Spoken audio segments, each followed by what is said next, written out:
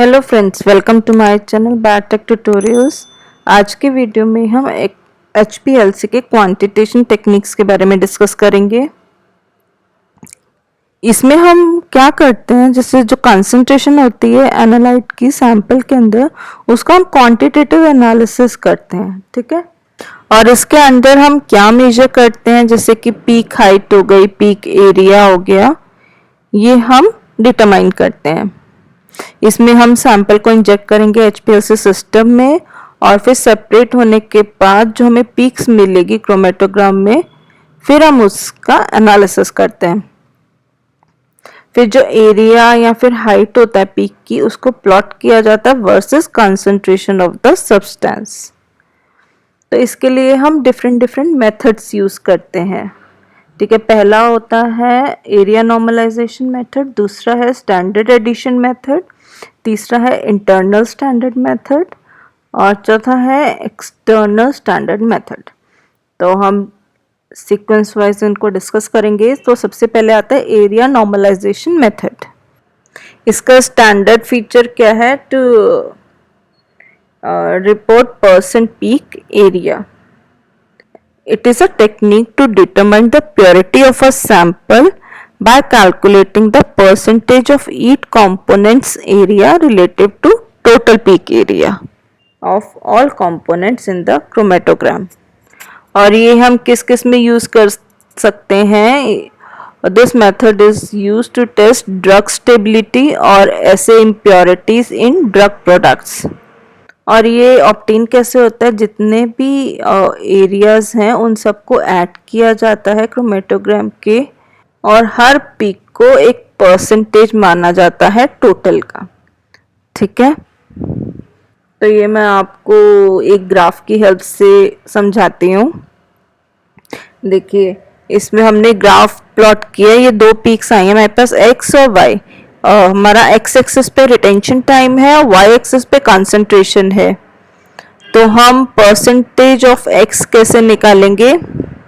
Area of X over दोनों areas का total, X का और वाई का total, area of X plus area of Y into 100।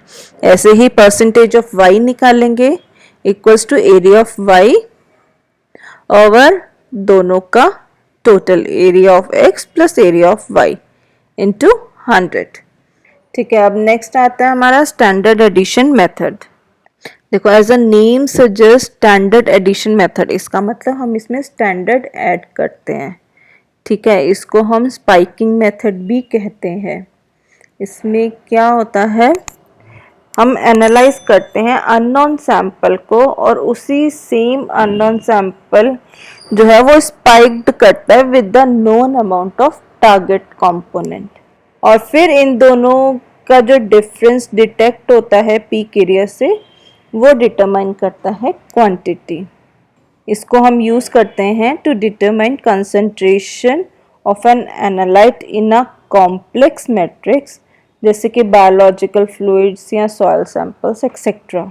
और इस मैट्रिक्स में अदर कंपोनेंट्स भी होते हैं जो इंटरफेयर करते हैं एनालाइट सिग्नल के साथ, और इनएक्यूरेसी प्रोवाइड करने की कोशिश करते हैं।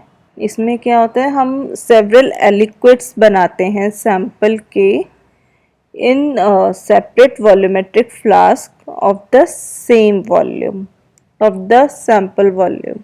जो फर्स्ट वॉल्यूमेट्रिक फ्लास्क है उसको हम डाइल्यूट करते हैं एक सुटेबल डाइल्यूएंट से, और जो रिमेनिंग फ्लास्क होते हैं उनको स्पाइक्ड किया जाता है with the standard solution followed by dilution. ठीक है, ये मैंने एक फोटोग्राफ बनाई है। इसमें सबसे पहले बॉटल में है हमारा स्टॉक सॉल्यूशन, मतलब कि स्टैंडर्ड, और दूसरे में फ्लास्क में है हमारा अननोन सॉल्यूशन, और ये मैंने डाइल्यूशंस बनाई है वॉल्यूमेट्रिक फ्लास्क में। हम सेम क्वांटिटी का, ये जो ब्लू से है नीचे, मैंने सेम क्वांटिटी का अननोन सैंपल इसमें डाल दिया, सेम क्वांटिटी में है, और फिर मैं डिफरेंट अमाउंट स्टैंडर्ड का कर रही हूँ ईच फ्लास्क में, जैसे 0, इसमें मैंने स्टैंडर्ड नहीं डाला तो 0, फिर 5 ml डाला, फिर 10 ml डाला, फिर 15 ml मैंने स्टैंडर्ड डाला। ऐसे मैं स्टैंडर्ड की कंसंट्रेशन बढ़ाती जा रही हूँ। और फिर मैं जो मार्क तक, इस मार्क तक इसमें सॉल्वेंट फिल कर दूंगी।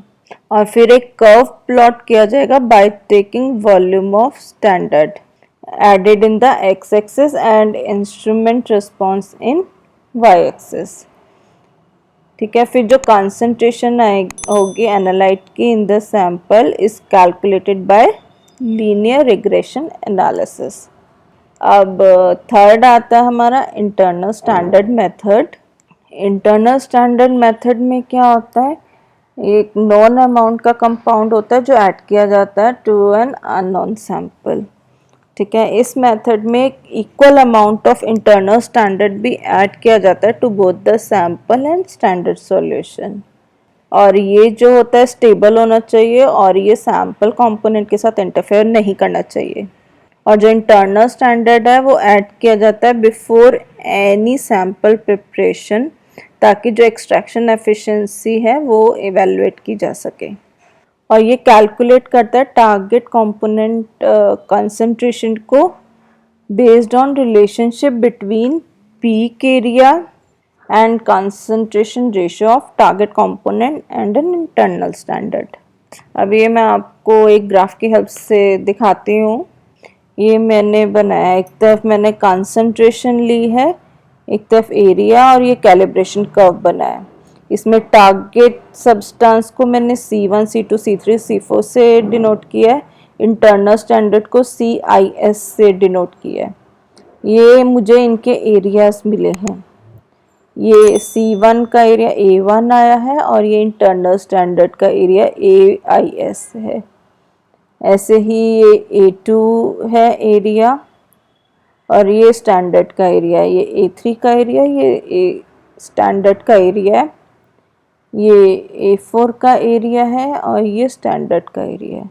ठीक है, और मैंने ये ग्राफ प्लॉट किया है, एक तरफ वाई एक्सिस पे लिया है area of target substance over area of internal standard, और एक्स एक्सिस पे लिया है कंसंट्रेशन ऑफ टारगेट सब्सटेंस और कंसंट्रेशन ऑफ इंटरनल स्टैंडर्ड, और मुझे ये लीनियर ग्राफ मिला है।